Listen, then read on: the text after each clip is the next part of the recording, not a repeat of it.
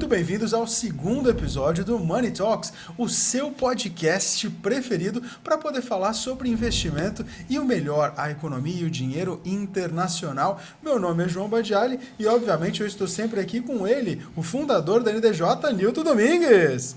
João, bom dia.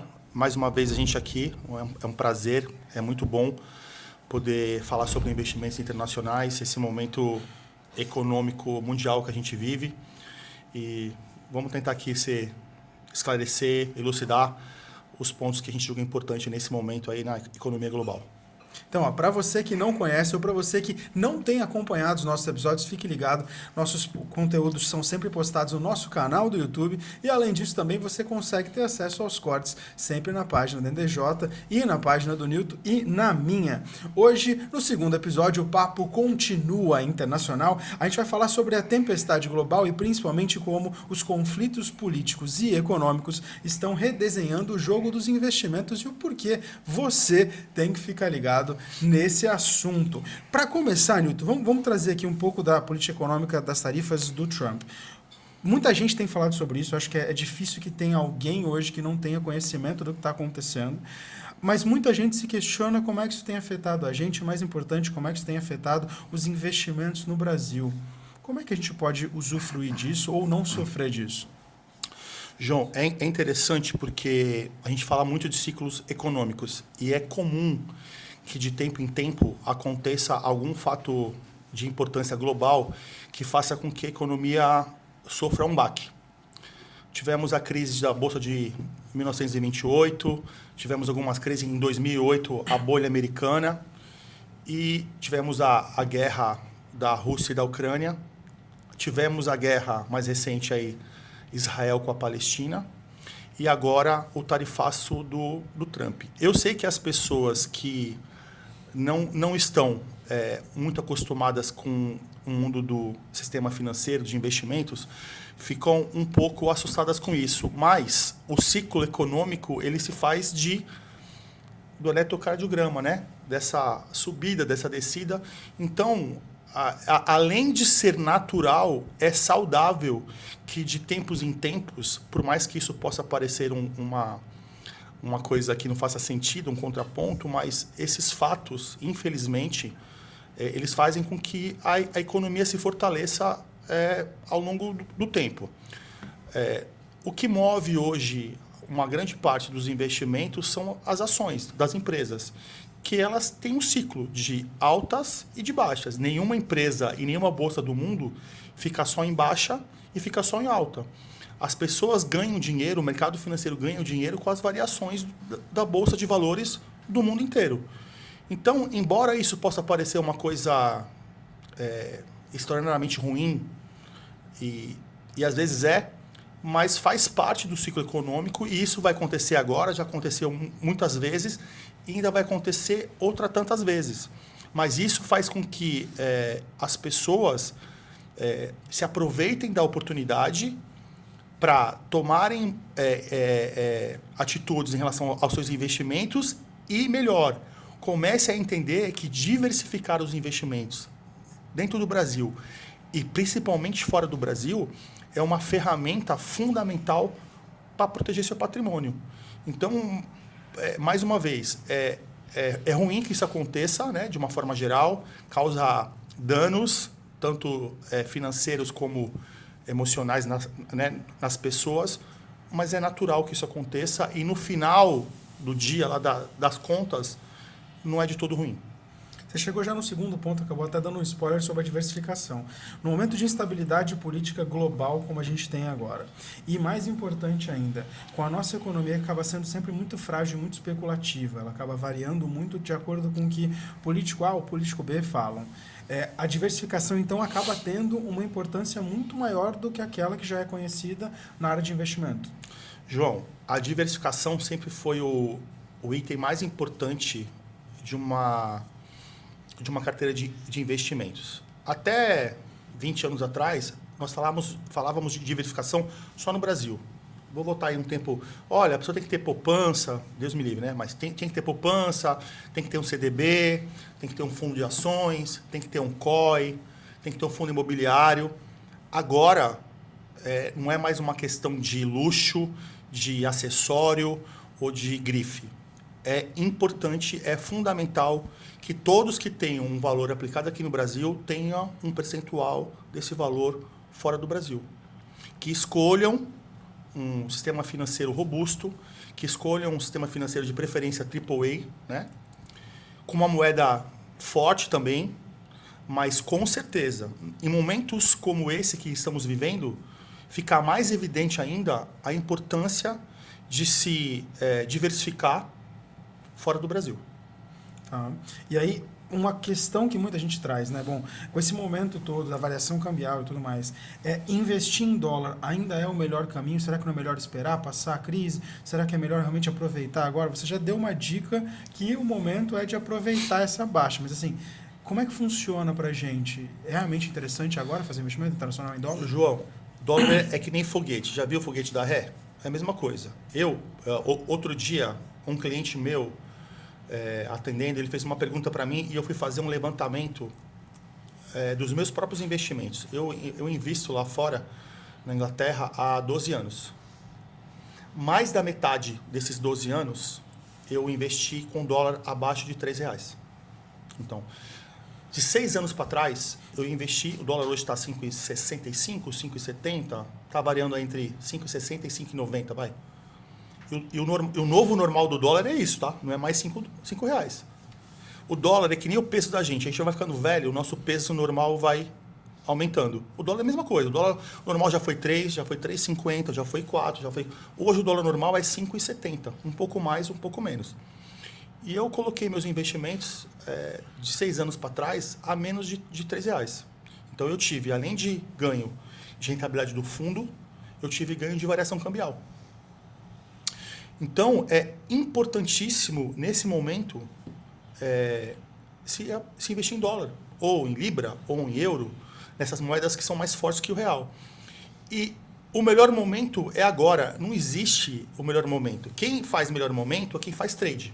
Ah, vou comprar... Tem cara que trade ações, tem cara que trade dólar. Vou esperar o dólar baixar para comprar dólar. Vou esperar o dólar aumentar para vender. Não é o caso da gente. A gente vende investimento a médio e longo prazo. Então, não existe o melhor momento para entrar que não seja agora. Então, o melhor momento para se investir em dólar é agora. Principalmente nesse momento que o Trump está com essa guerra tarifária com quase todos os países do mundo aí. Interessante. E aí, então, agora vamos falar direto com aquele investidor mais conservador. Muitas vezes esse conservador costuma ter, principalmente no Brasil, que já não tem uma cultura tão forte de investimento, manter só em renda fixa, normalmente, só numa moeda que é a própria dele. Como é que essa pessoa pode acabar se aproveitando disso com um investimento internacional como que a NDJ faz, por exemplo? João, é muito interessante a gente falar sobre o que é ser conservador. Ser conservador é ter todo o seu dinheiro no Brasil. Ser conservador é você ter todo o seu dinheiro num sistema financeiro onde o presidente vai na televisão, dá uma declaração, o dólar sobe, a bolsa desce em frações de segundos. Então, assim, é muito subjetivo a terminologia, o que é ser conservador. Eu penso diferente. Eu acho que ser conservador é você pegar os seus investimentos e colocar eles em lugares diferentes para você se proteger de fatos globais ou fatos locais. Então, às vezes eu atendo um cliente que fala assim, caramba, eu tenho 300 mil num CDB. Ele é um cara conservador. Né? O CDB não tem muita variação, a não ser uma marcação a mercado, que é uma coisa mais específica para um grau de investidor maior. Mas será que ter 300 mil só no CDB é ser conservador? Ou você ter 300 mil, ao invés de ter 300 mil, você ter 270 no CDB e 30 mil em dólar lá fora. Será que isso não é ser mais conservador? Será que isso não é ser mais prudente? Será que você escolher a moeda mais forte do mundo, o sistema financeiro mais forte do mundo, é deixar de ser conservador? Então, assim, eu me pergunto, qual o conceito de ser conservador? Eu acho que ser conservador não é você deixar o dinheiro todo na poupança, não é deixar o dinheiro todo no CDB, não é deixar todo o dinheiro em renda fixa, porque você está exposto aqui a uma política econômica que está diretamente ligado à política em si. O presidente do Senado faz uma declaração, já mexe no sistema financeiro. O presidente fala alguma coisa, mexe no dólar, mexe na bolsa. Isso é ser conservador? Então, assim, eu acho que ser conservador é você ser inteligente, é você ter a ideia de que quanto mais você diversificar os seus investimentos, mais você está protegido de algo que possa acontecer especificamente no Brasil ou no mundo. Então, eu acho que para o cara conservador, é o cara que tem que... Esse cara é o cara que tem que colocar dinheiro lá fora agora.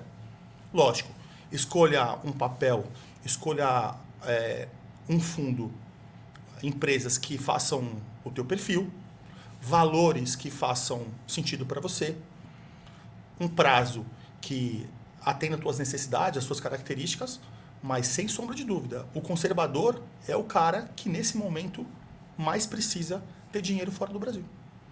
Interessante que você ofereceu uma linha de pensamento que vai totalmente contrária à hegemonia do pensamento hoje do conceito de conservador. Então, é interessante essa visão. Então, vamos lá.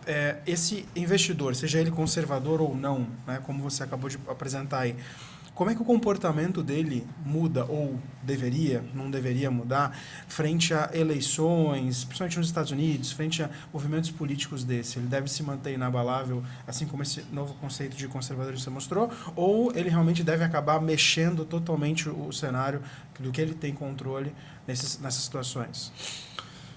João, eu penso da seguinte maneira. Nós vivemos, e aqui não vai nenhuma predileção política ou viés político de esquerda, de direita, que isso não convém aqui nem faz sentido. Mas existe uma tendência no nosso país de começar a impor impostos aos investimentos de uma forma mais gradual. Sim. De diminuir os impostos nas pessoas que ganham, na classe trabalhadora que ganha menos. Aqui, mais uma vez, não tem conotação do que é certo e o que é errado, se é viés político, direita, esquerda, isso não convém aqui pra gente. E começar a impor impostos para as pessoas que têm dinheiro guardado. Alguns países da Europa, de primeiro mundo, como, por exemplo, eu vou citar a França, o imposto de renda sobre investimentos chega até 45%. Ou seja, se você tem lá um valor X que te rende 100 mil euros de lucro no ano, o governo fica com 45 mil euros. Então, isso faz com que as pessoas comecem a pensar sobre pagar menos impostos ou pagar mais impostos sobre investimentos. No Brasil, mais uma vez, há uma tendência muito forte a serem criadas patamares de investimento. Tá, eu vou falar aqui de números subjetivos, tá? Não tem nada escrito sobre isso. Eu vou só dar um exemplo aqui para as pessoas poderem entender. Até R$1 milhão as pessoas vão pagar 22,5. Até 3 milhões de reais as pessoas vão pagar 27. Até 5 milhões de reais as pessoas vão pagar 35. Acima de 5 milhões vão pagar 40%. Tá? Tô aqui dando números subjetivos. Na França é mais ou menos isso que acontece.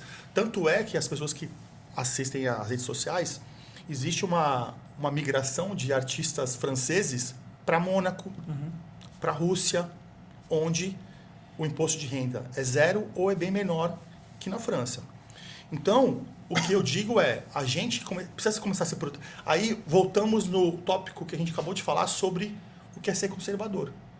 É ser conservador, deixar todo o dinheiro no Brasil à mercê de aumentar os impostos sobre investimento? Então, é fundamental diversificar em qualquer momento econômico. Ainda mais quando estamos vivendo uma era do Trump, que ele quer declarar guerra tarifária com todos os países do mundo, quase todos, né? A União Europeia, com a China, 200 e poucos, acho que mais, em torno de 200 países, eu acho que estão 154 países, me foge o número agora, com países que chegam acima de 100%, como a China. Isso, com certeza, mexe com política econômica de todos os países e mexe com investimento, mexe com política cambial.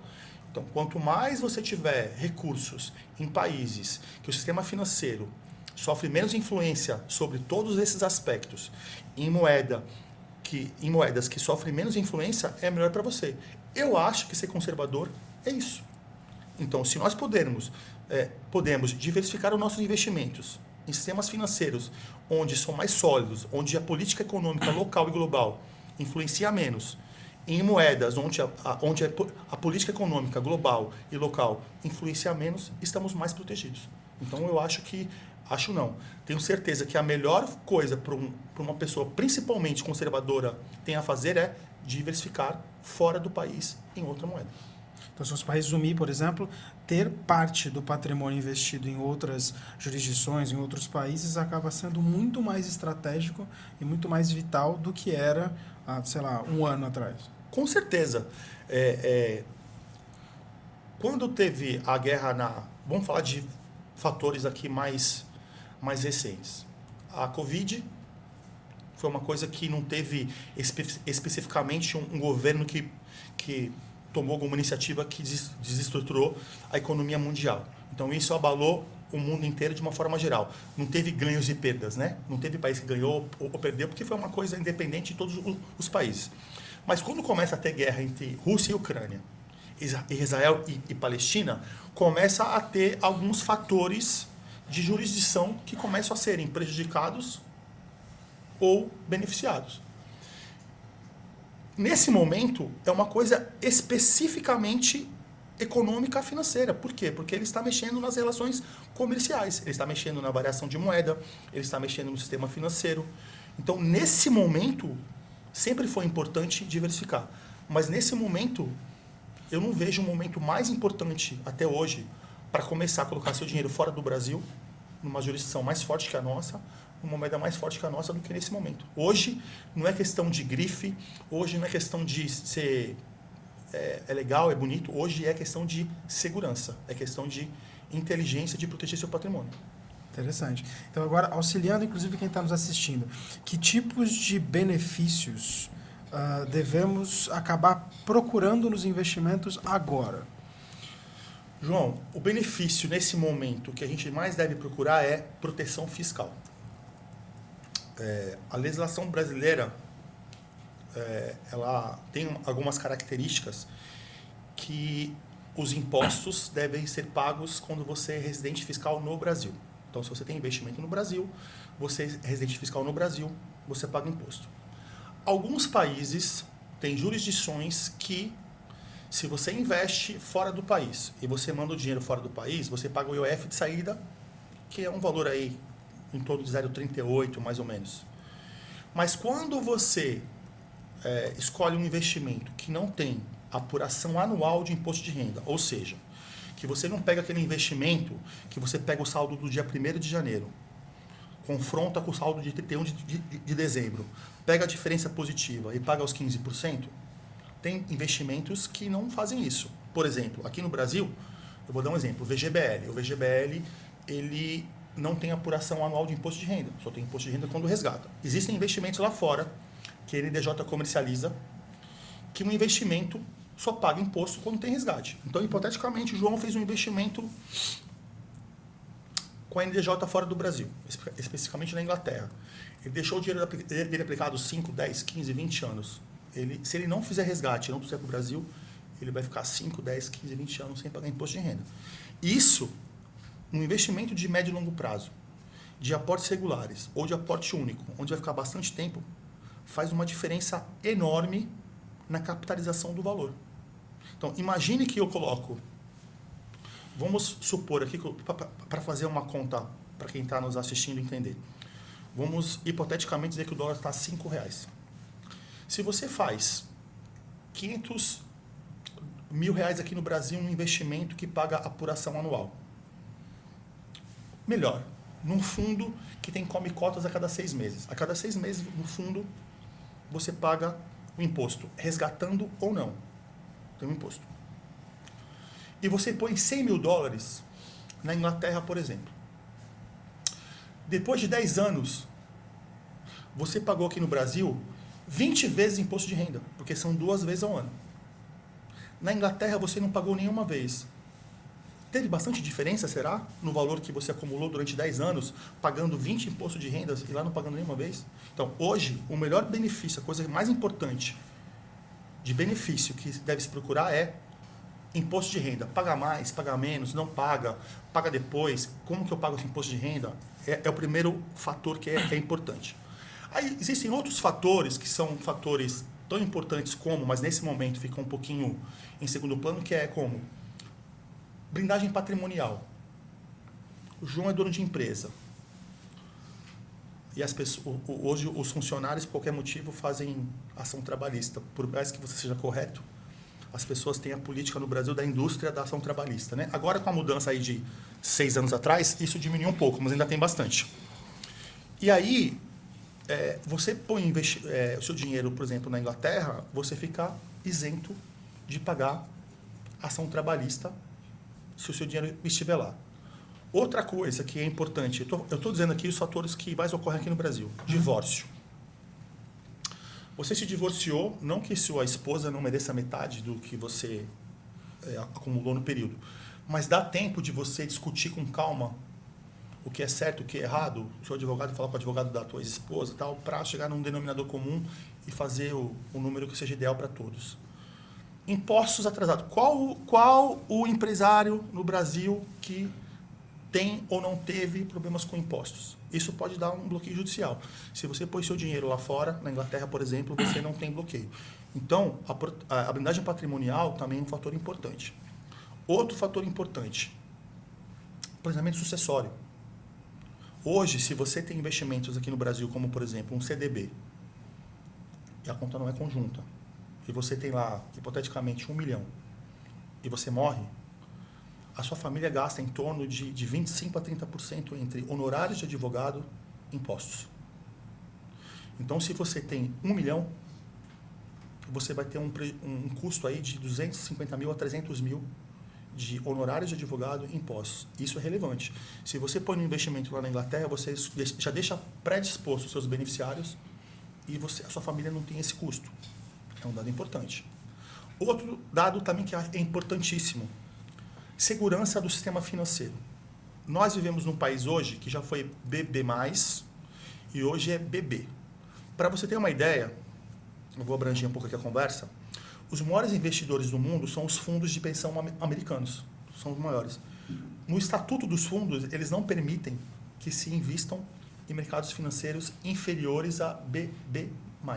Então, hoje, os fundos de pensões americanos não podem investir no Brasil. Quando a gente fala de sistema financeiro da Inglaterra, que é o AAA, que são 3 países que são AAA, Inglaterra, Estados Unidos e Suíça. A Inglaterra é o sistema financeiro mais seguro do mundo ainda. Por quê? Porque lá, quando você investe num banco de investimento como na qual eu e você trabalhamos, é obrigado pelo sistema financeiro a um banco comercial a fazer a custódia. O que é a custódia? É dar garantia 100% no valor que o banco tem investido. Então, o primo do João quer colocar dinheiro com a gente lá no RL 360, que é o banco que a gente trabalha. 100% dos valores que o primo do João investe na RL 360 ficam investidos no Citibank de Londres, que é um dos 3 maiores bancos privados do mundo. A RL 360 tem 164 anos. A Inglaterra é o país que é o sistema financeiro mais antigo do mundo, onde os bancos são mais antigos, além de ser AAA. E na Inglaterra, especificamente na Ilha de Man, onde fica o banco que a gente trabalha, não existe limite de FGC. Diferentemente do Brasil, que é R$250 mil, nos Estados Unidos é $250 mil, e na Suíça, que é outro país AAA, 250 mil francos suíços. Então, o que eu estou te dizendo? Que a Inglaterra tem um sistema financeiro, esse banco que a gente trabalha, que tem 164 anos, é um sistema financeiro AAA, que o banco que a gente trabalha, o Citibank de Londres, faz a custódia num sistema financeiro que não tem fundo, não tem limite para o fundo garantidor. Não consigo ver mais proteção e mais segurança do que isso. E o último item, que talvez nesse caso seja menos importante, mas também relevante, é a rentabilidade. A gente pode escolher lá 300 fundos de tudo que você possa imaginar, tecnologia, bancos, cinemas de Hollywood, hidrelétrica do leste europeu, fundos que espelham criptomoedas, fundo que espelham a variação do ouro, enfim. Aí vai depender do teu perfil, né? O que você quer para você. Não só do seu perfil, mas o que você já tem no Brasil para a gente equilibrar. A diversificação não é só diversificar o país, é diversificar o que você tem como papéis, os investimentos. Então, assim, tudo isso, esse pacote de benefícios, que nesse momento é capitaneado pela isenção fiscal, são os itens que são mais importantes nesse momento para você pensar por que não diversificar os meus investimentos. Interessante, tá? Então a gente está falando basicamente de aproveitar e surfar, eu acho que é a onda que muita gente que não costuma atuar no mercado financeiro vê como negativa para poder surfar depois essa onda lá na frente. Agora, falando do dólar em específico, você trouxe muito isso, principalmente quando você falou da Inglaterra. Você citou praticamente todos os pontos, os fatores de importância de escolher um sistema financeiro como o da Inglaterra. Então, acho que isso ficou claro. Mas o que esperar do dólar, por exemplo, depois disso tudo? Porque muita gente questiona, tudo bem, vou começar a investir lá fora, mas será que o dólar é o melhor? Libra ou talvez euro? Para onde? Como é que a gente baliza isso? Em primeiro lugar, João, quando eu comecei a trabalhar com investimento internacional, no meu curso de imersão, no último dia, e eu sempre falo isso quando tenho oportunidade, o cara perguntou para mim assim, qual país que você é? Eu falei, sou do Brasil. Qual moeda lá? Ah, real. Aí ele perguntou para mim, olha aí no Google, quanto é que está o real? Sei lá, devia estar 2,50. A diferença era muito menor do que agora. Ele falou assim para mim, se eu te desse 250 mil reais numa sacola e 100 mil dólares numa outra sacola, para você abrir daqui a 10 anos, qual que você escolheria? Matador. Né? Eu falei, dólar, lógico. Então, assim, não há questionamento que dólar, euro e libra são muito mais robustos, têm muito mais pujança do que o real. E não só o real, né? Como na maioria das moedas do mundo. Isso não é um demérito especificamente do real. Agora, sim, por que escolher dólar, euro ou libra? Na verdade, em pontos específicos, há uma variação diferente de um dos três. Mas, de uma forma geral, eles caminham, se você acompanhar a variação cambial diariamente, eles caminham de uma certa forma de uma linha paralela. É lógico que com esse momento do tarifaço, o dólar deu uma saidinha do prumo em relação ao dólar, a libra e o euro. Mas eu costumo dizer para os meus clientes a seguinte, eu faço a seguinte pergunta. Eu fui atender um cara semana passada em Sorocaba e ele tem casa na Itália, a família dele é da Itália e ele pretende, quando se aposentar, morar 6 meses lá, 6 meses aqui. Esse cara tem que fazer euro, né? Por uma questão prática. Agora, se não tem um motivo específico de querer comprar algo, mudar para algum lugar, eu sempre acho que o dólar é a opção número 1. Que é mais versátil. Que é a moeda mais comerciada do mundo. Eu sempre acho que tem que ser o número 1. Às vezes o cliente fala assim, Nilton, eu vou colocar aí 3 mil dólares mensais. Você já pensou em colocar 1.000 dólares, 1.000 euros e 1.000 libras? De repente pode ser uma boa. Diversificar é tão importante que até na moeda, se você puder diversificar, você tem que fazer. Então, assim, de uma forma geral, o dólar, mas com questionamentos, com fatos específicos, a gente pode pensar em outra moeda. E ainda para pensar no suprassumo da diversificação, dependendo do valor que o cara vai colocar aí mensalmente, ou de aporte único, a gente pode colocar as 3 moedas mais importantes. Agora, uma coisa que me suscitou uma curiosidade aqui. Você citou mais de uma vez já a questão da variação do dólar. Você pegou o dólar em vários momentos diferentes. 2,50 você citou agora, citou antes abaixo dos 3, dos R$2. Você já passou por outra fase política, econômica, até geopolítica, assim? E, se sim, como é que você viveu isso do aspecto de investimento? Ele deve ter passado algumas fases já disso, né? Eu acho que foi em 2000 Foi antes da pandemia, eu acho. Eu nunca me esqueço, eu estava no Panamá, num curso, uma semana. O dólar bateu 6 reais um dia. Foi uma coisa específica, eu não lembro. Ano passado? Não.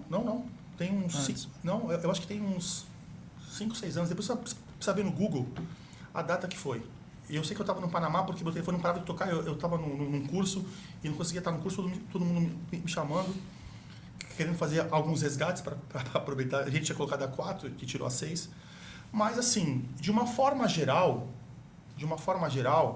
quando não há nenhum fato específico, gritante no mundo, as coisas evoluem de uma forma mais ou menos que previsível. Eu penso, tá? Não tenho nenhuma informação, não fiz nenhum estudo antes de entrar aqui no podcast, mas acho difícil, acho improvável que daqui a 2 anos, por exemplo, o dólar esteja abaixo de R$6. Então, assim, sempre vai haver uma tendência de aumento de dólar, de euro e de libra. Por quê? Porque cada vez mais os mercados emergentes ficam mais distantes das principais economias do mundo. E isso reflete no sistema financeiro, isso reflete na política econômica. Não tem jeito. São coisas que são causa e efeito. Interessante. Eu vou até puxar aqui, em 13 de maio de 2020, o recorde houvera sido 5,90, que até então era o maior. Depois isso só veio a ser quebrado dia 1º de novembro de 2024, e aí sim já na... Foi 2020, gestão, né? Primeiro foi 2020, 5,90. Foi antes da pandemia. Foi maior, exatamente, desde a pandemia foi essa maior cotação. Na verdade, o início da pandemia foi ali, né, naquela um pouquinho antes, né? Março, fevereiro, mas assim, foi naquele momento mesmo. Eu acho que não estava na pandemia ainda, porque se eu estava viajando, é porque eu estava na pandemia. Não sofreu isso, Mas eu lembro porque foi um dia de trabalho extenuante. Tá. E aí é interessante uma coisa que eu queria citar aqui e trazer para você. Eu ouço muita gente falando sobre a variação do dólar. O dólar subiu, o dólar desceu. Mas você costuma trazer uma reflexão interessante que não é bem o dólar que sobe ou desce. Você cita até a questão do meridiano, né? Linha do Equador, do mundo e tal. Cita isso, explica um pouquinho como é que funciona isso, porque eu acho que é uma falácia que a gente vê até nos jornais e acaba enganando a nossa visão.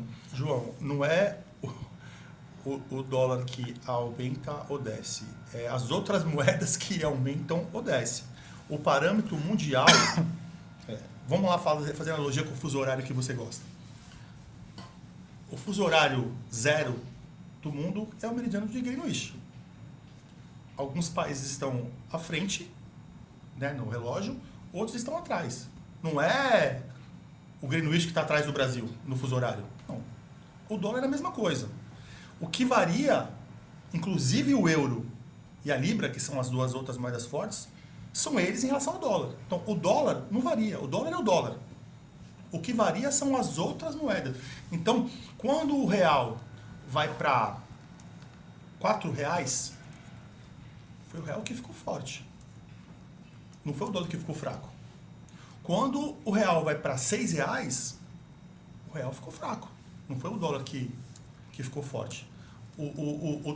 O dólar, ele é imutável, ele não mexe, ele não anda. As outras moedas que variam em relação a ele. Por quê? Se eu sou os Estados Unidos, eu tarifo o Brasil em 50% e tarifa a China em 200%. A moeda chinesa provavelmente vai desvalorizar mais que o real. E o dólar continua a mesma coisa. Não foi o dólar que abaixou, que cresceu mais em relação à moeda chinesa e que cresceu menos em relação ao real.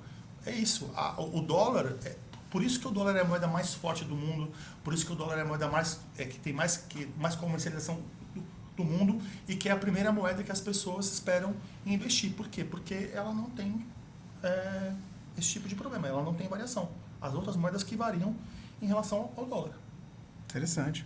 Bom, se você está curtindo o nosso papo, já fica ligado, porque primeiro, a gente espera que antes do dólar subir ou descer, você já tenha curtido esse episódio e também se inscrito no nosso canal. Aliás, se você também está acompanhando esse corte pelo Instagram, aproveite então para poder seguir tanto as páginas newton.ndj como também ndj.investimentos. Não, e a página do João? Tem que falar também. E também a página @JoãoBadialho você consegue seguir e ter acesso a informações sobre investimentos, sobre sobre economia e sobre psicologia financeira. A gente vai para um rápido break e retorna já já.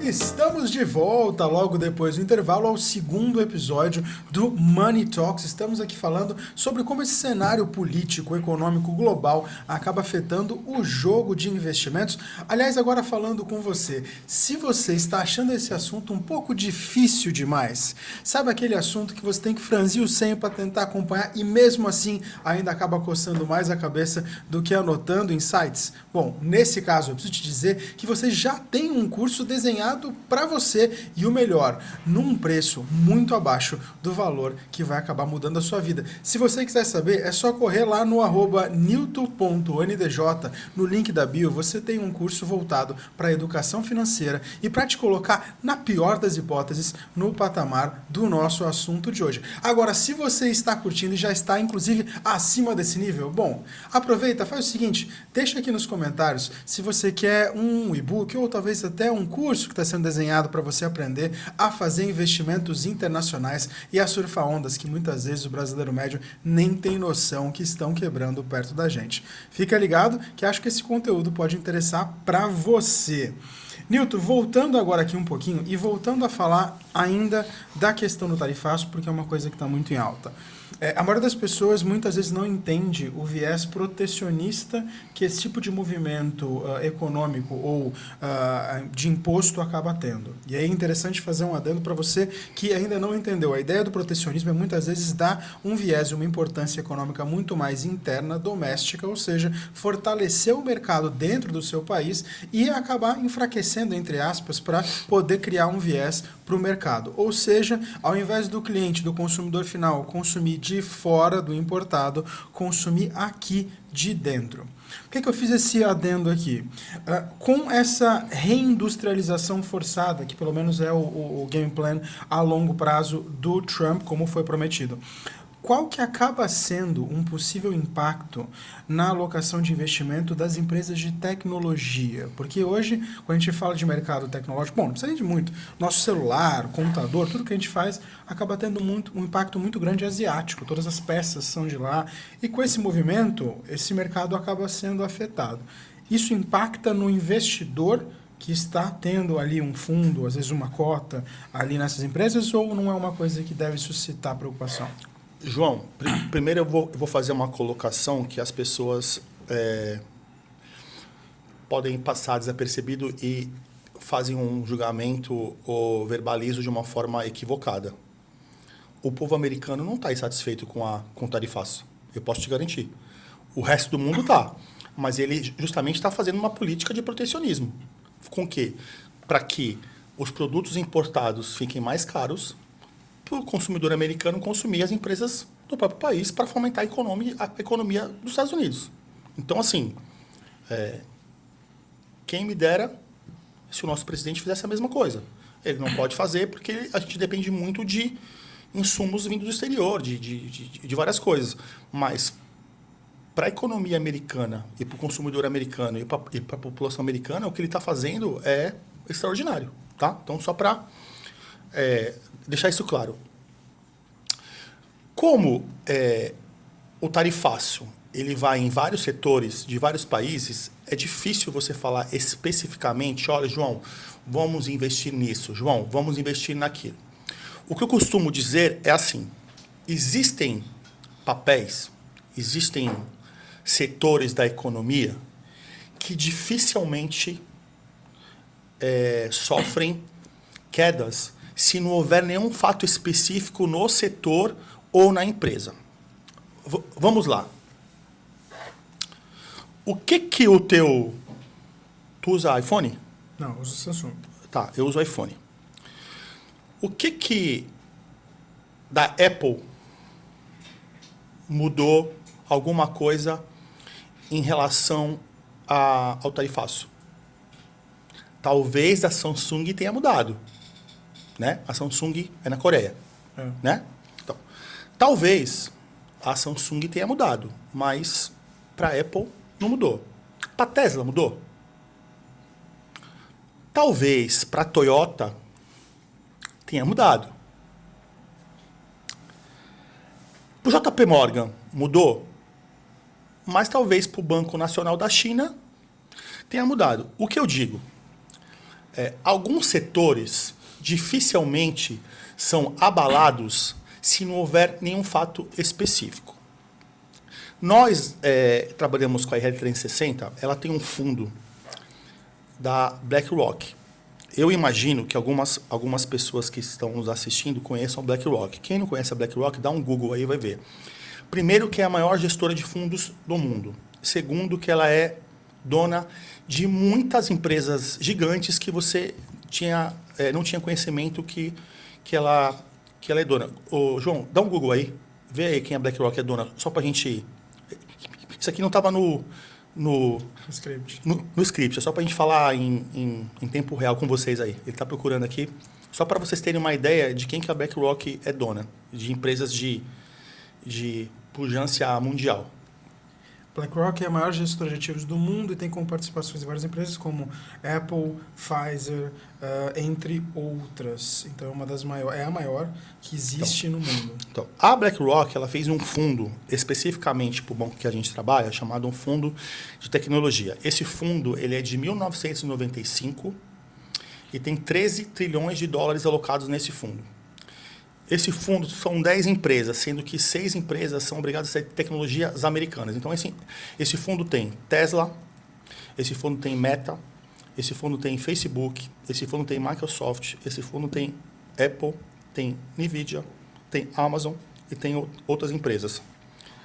Realmente, acha que esse fundo vai sofrer uma grande baque, uma grande influência por conta do tarifaço? Todas sofreram momentaneamente.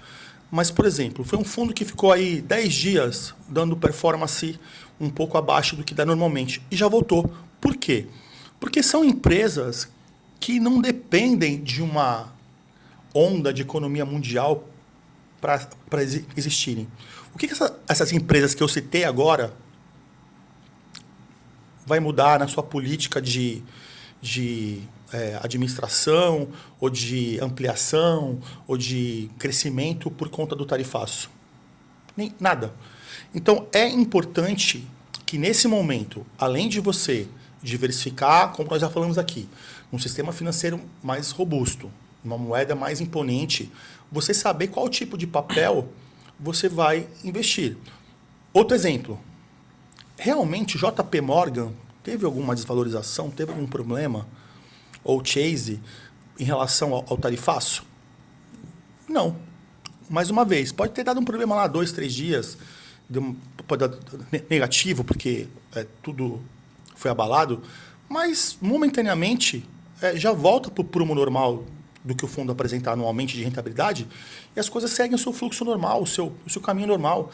Então, assim, é diferente de você investir em segmentos, setores da economia que são muito voláteis, que são muito frágeis em relação a algum tipo de política. Eu vou dar um exemplo aqui. Você compra lá ações da Petrobras, um fundo de ações da Petrobras.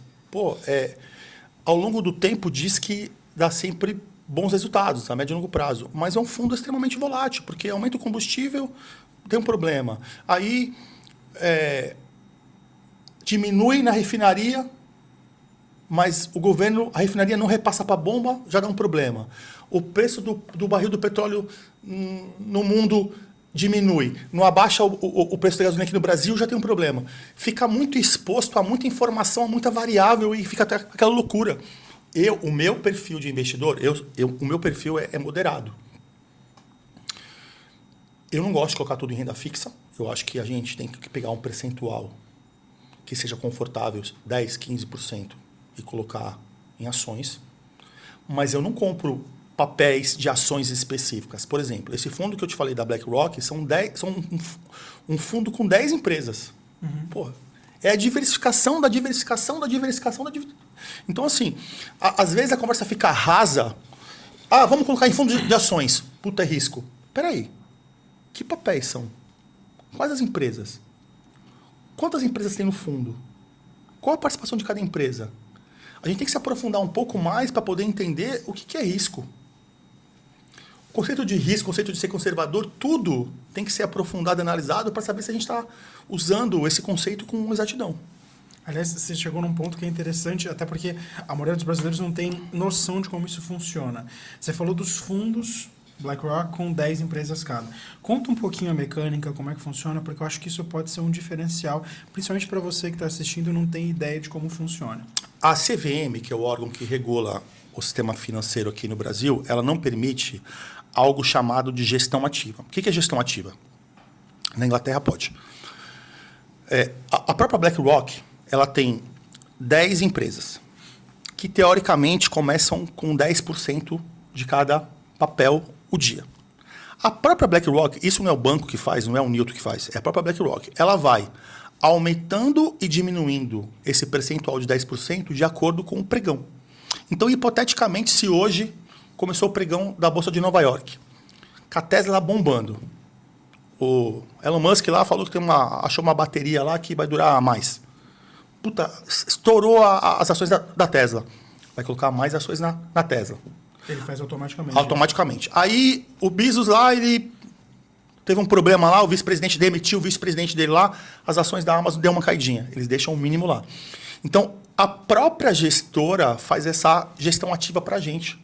Isso faz que, além de ser empresas de tecnologia, que é o top hoje de papéis no mundo, empresas de primeiro porte, gestão ativa. Ou seja, o risco de dar negativo ou de você ter um resultado não esperado num cenário de médio e longo prazo é muito baixo. Isso é diversificar. Isso é ser inteligente na diversificação. Então, por isso que não é o nosso tema aqui, mas eu vou falar. O atendimento personalizado que hoje os bancos e as corretoras não oferecem, porque, infelizmente, os gerentes, os assessores têm milhões de metas para bater, eles não conseguem olhar para o João e entender qual o perfil do João, qual a característica do João, qual a necessidade do João.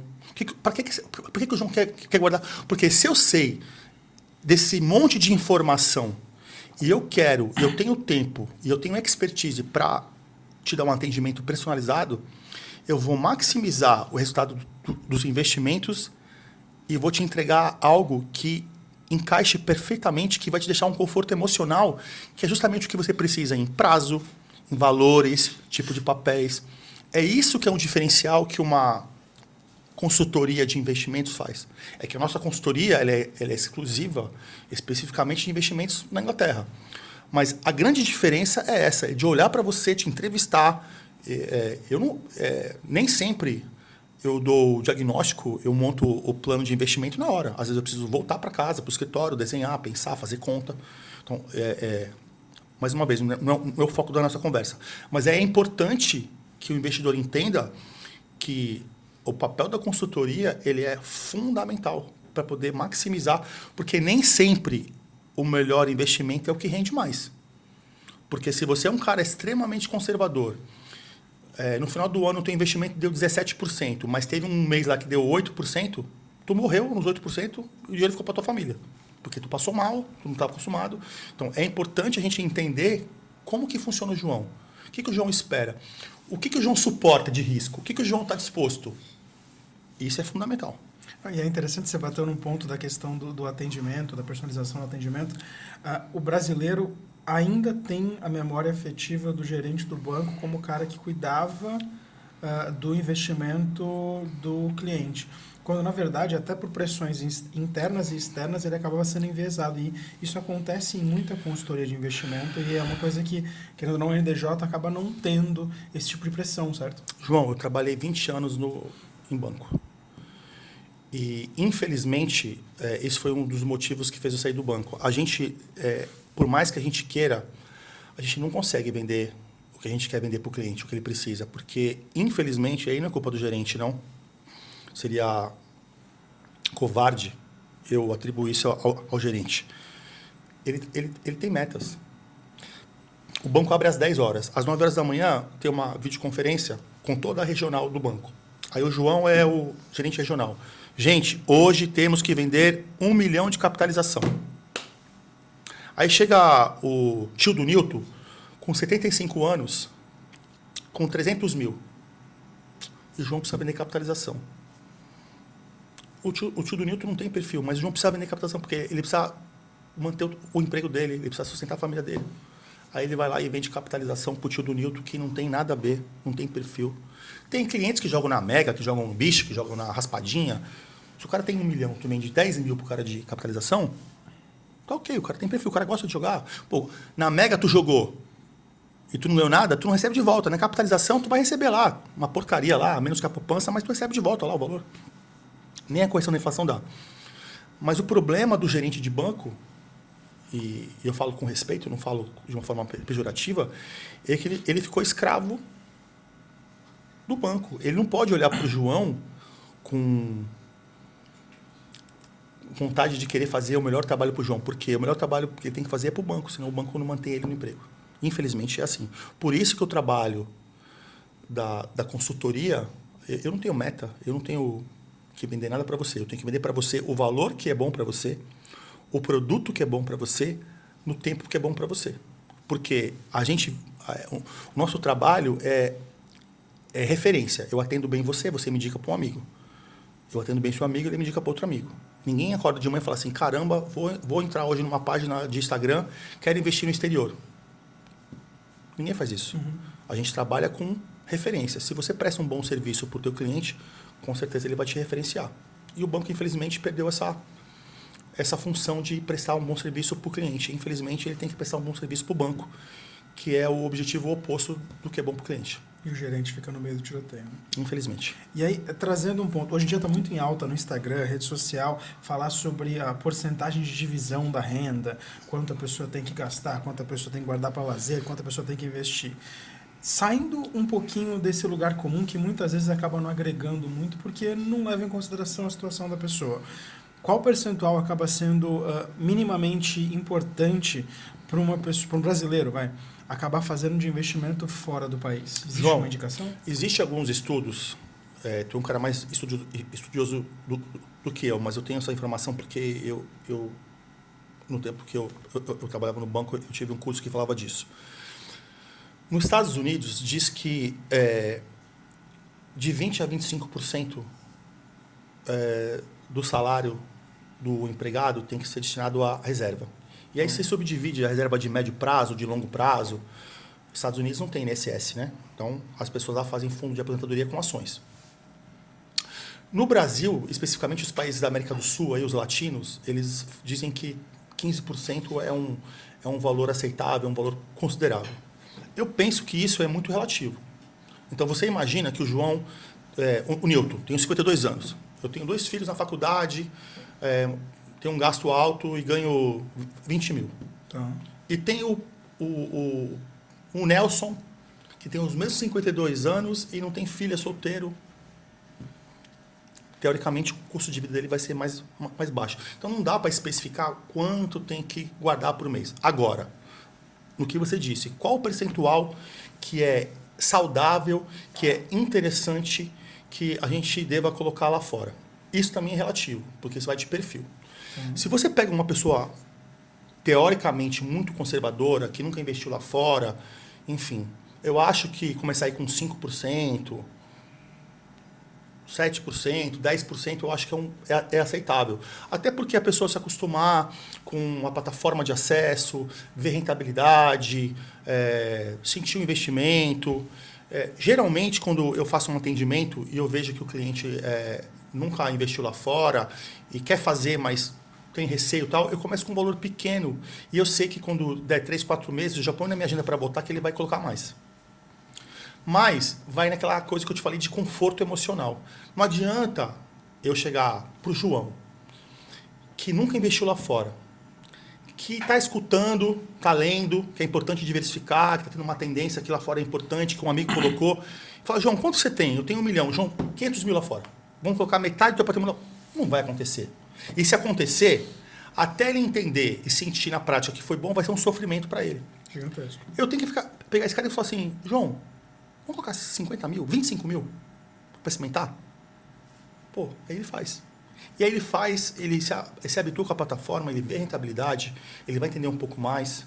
E aí, o nosso atendimento é personalizado por quê? A cada 3 meses a gente volta no cliente para falar com ele, para falar de rentabilidade, para ver se o fundo dele está bacana, se ele quer mudar alguma coisa, se quer aportar.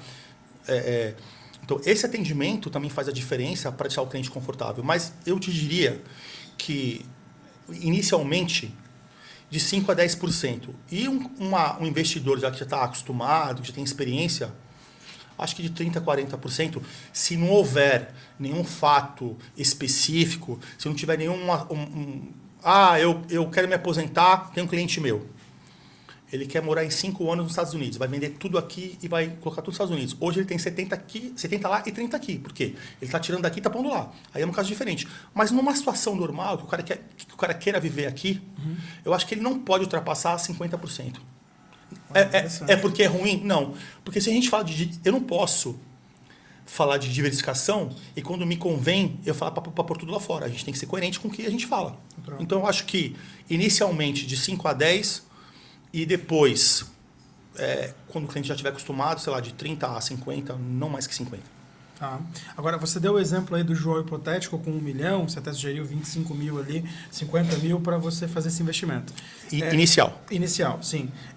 Como é que eu consigo montar uma carteira, um portfólio diversificado, internacionalmente falando, começando com, sei lá, um valor menor, a partir de $500? É possível isso? Então, a grande vantagem do sistema financeiro da Inglaterra é que ele permite que os bancos de investimento comecem a fazer aportes regulares a partir de $500. Então, imagina que tem bancos comerciais que o depósito inicial para você ter uma conta lá fora são $100 mil. Tá. E imagina que o cliente nunca colocou e tem vontade. Você acha que é mais fácil ele experimentar com $100 mil ou com $500 mensais? É óbvio que com $500 mensais ele fica mais confortável de experimentar.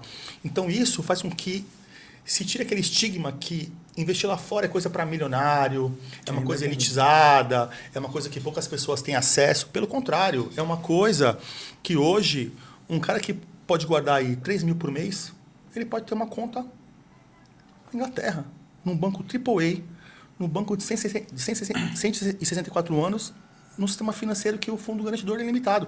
E às vezes ele tem aqui 2, 3 milhões, 500 mil, e começa com $500. Pô, que legal. Vamos sentir, vamos ver a rentabilidade. Fica mais aprazível, fica mais... Passível de realização. Fica mais doce, fica mais suave do cara experimentar algo com $500 do que com $100 mil. Então, isso também faz com que o nosso trabalho facilite para a gente trazer essas pessoas que têm vontade de experimentar, ter investimento lá fora, com um valor que seja acessível, que não seja um valor que não assuste, que seja confortável para o cliente conhecer um sistema financeiro diferente do nosso. Interessante, beleza. Bom, para você, primeiro, está gostando? Se você está curtindo, se esse papo está fazendo sentido para você, aproveita de novo. Por que você não curtiu ainda? Será que o dólar precisa subir mais ou você precisa perder mais? Não faz sentido, então aproveita, fica ligado. E outra, já se inscreveu? Está esperando o quê? Quer aprender um pouco sobre o básico da economia? Já te falei, link do perfil ali no perfil do newton.ndj. Agora, se você quer um pouco mais, os comentários estão aí. E hoje, para a gente encerrar, inclusive, o nosso segundo episódio, a gente tem a abertura de quadro novo no Money Talks. A gente tem o bate-volta. Você, bate e volta é simples, ó. Vou te dar uma pergunta. É a Maria Gabi Gabriela, tu? Eu tô quase. Só que eu nem acho sabia que mais disso, sensual.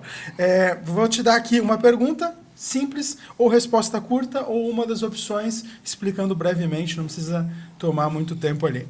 Vamos lá. Primeira, investir com o dólar alto. Bom momento ou esperar? Bom momento. Trump de volta à presidência. Risco ou oportunidade para o investidor internacional? Oportunidade. Melhor proteção fiscal em 2025? Ativos internacionais ou reserva em real? Ativos internacionais. Juros altos nos Estados Unidos ajudam ou atrapalham quem investe em dólar? Ajudam. Diversificação global é essencial ou exagero para quem está começando? Essencial. O maior erro de quem tenta investir no exterior sozinho é? Falta de conhecimento. Setor promissor no mercado internacional hoje é? Tecnologia. Fundos internacionais ou ações individuais lá fora? Fundos internacionais por conta das proteções que oferece. Prioridade deve ser rentabilidade alta ou segurança cambial? Segurança cambial. Plano B do investidor brasileiro em 2025 deve ser? Investir na Inglaterra, na RR360, com o NDJ, investimentos. Podia ter encerrado com o Nilton ou com o João? Podia ter encerrado com essa. Essa tinha que ser a última, né? Tinha que ser a última. Dólar ou euro, qual a escolha para proteção do patrimônio? Também teria Libra, né? Mas de primeira, dólar. Tá. Perfil conservador, pode investir lá fora? Deve. Beleza. Brasil ou Estados Unidos? Onde você investiria hoje para ganhar o seu primeiro 1.000? Não 1 milhão, 1.000. Brasil. O que mais te preocupa no cenário político global atual é? A discrepância de ideias entre a política econômica do Brasil com os países do primeiro mundo. E aí, para encerrar o nosso quadro, a NDJ é para quem quer? Enriquecer com segurança. É isso. Então agora, para a gente poder encerrar esse segundo episódio, fala um pouquinho sobre a consultoria da NDJ, como é que as pessoas podem ter acesso, o que elas podem ter de ganho e o mais importante, por que a consultoria da NDJ é para elas? João, a consultoria da NDJ é para todo mundo que quer conhecer um sistema financeiro diferente do nosso, com mais segurança, com mais rentabilidade, com investimentos modernos, mas principalmente com atendimento personalizado. Eu acho que isso que é o nosso diferencial. A gente não tem meta, a gente não tem goela abaixo, a gente quer vender o valor que o cliente pode, no prazo que ele consegue, no investimento que ele se sente confortável. Isso por quê? Porque nós trabalhamos com referências, com indicações. Se eu não atendo bem o meu cliente, ele não me indica para ninguém. Eu perdi um potencial indicador para o nosso trabalho.